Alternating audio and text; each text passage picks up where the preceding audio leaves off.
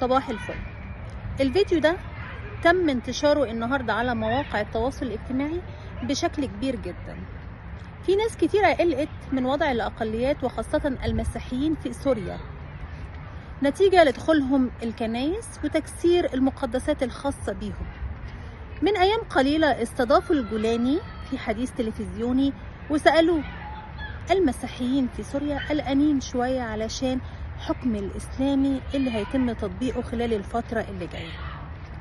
هو طبعا حاول يطمن الناس ويطمن الأقليات وقالوا لا خوف من الحكم الإسلامي اللي هيتم تطبيقه على جميع الأفراد في سوريا، ولكن مع دخول الكنائس وتكسير المقدسات هناك حصل قلق.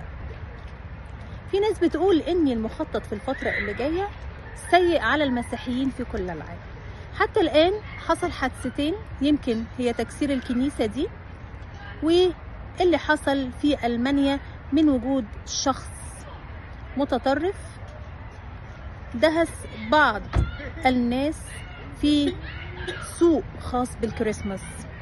فالناس قالت ده اتجاه جديد قلقانين ان هو يتم تعميمه في كل البلاد.